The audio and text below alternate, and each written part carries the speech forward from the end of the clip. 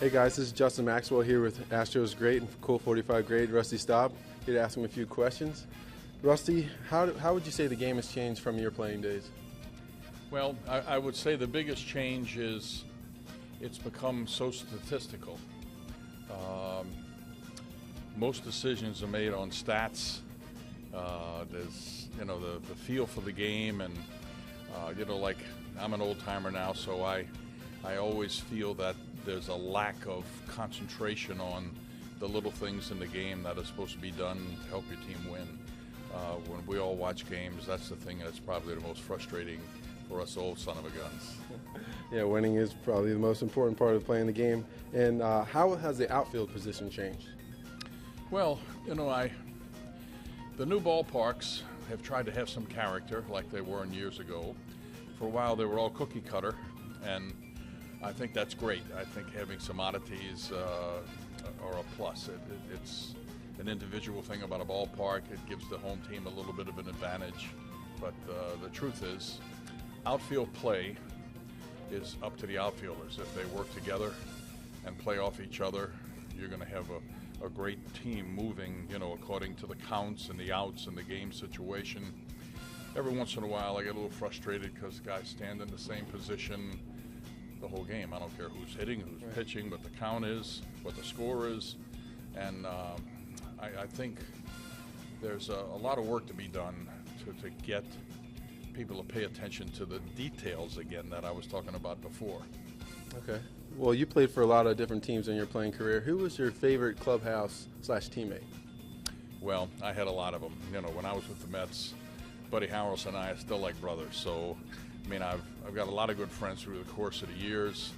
Down here, I was very close with Dennis Menke when he came, Morgan, Don Wilson, God bless his soul. We all grew up together, and it's actually kind of a shame that they broke that group up because we could have maybe had some championship games here. But, sometimes ownership and management, they just don't get it, I guess. And, they broke that team up, and it was a bunch of great kids. You guys were like family. Yeah, we did a lot of things together. Well, you were drafted as a 17-year-old and made your debut as a 19-year-old. How did that feel? Actually, I was before the draft. I hate to date myself, but I was actually prior draft, and I turned 19 8 days, I think it was, before the season opened. 2 weeks before the season was open, they told me I was going to Double-A to play in San Antonio, and then they let me play. We were on this tour in Vegas and Palm Springs, and they just let me play, and I just didn't make many outs. So they said, no, we're going to keep you. I was ready for the game, maybe not for the life, because I was a very young 19 mentally, and but I made it through, okay? And you have to grow up eventually, and you get slapped around a little bit. You either grow or you leave. Yeah, it is a learning process. Now, you're one of only 4 players to hit a home run before their 20th birthday and after their 40th birthday. What does that mean to you? Well, I got to know who the 4th one was, because I know Ty Cobb and I did it, and I know I was there when Gary Sheffield did it for the Mets. He hit his 500th home run. He was 40. Yeah, I don't think I was there, but I was in the big leagues at the time. I remember him doing that. I got to see that on TV. And there was no doubt about it, too. I actually gave him one of the Staub Cobb bats because we use it as a charity item. But I'm sure if A-Rod continues, he will be one.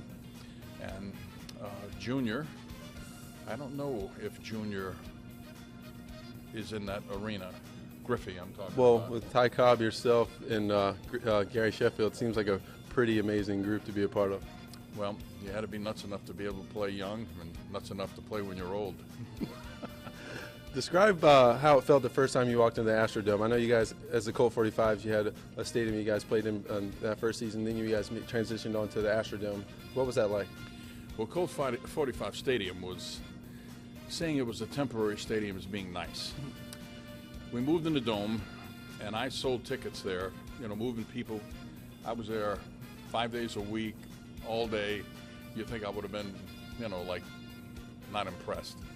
When we played that first night game against the Yankees, it was like playing in a World Series game. The excitement here, the eighth wonder of the world was opening up. Everybody in the world wanted to be here. and it was electrifying. It truly was. That's awesome. Well, thanks guys for joining us. I'm Justin Maxwell, and this is Rusty Staub.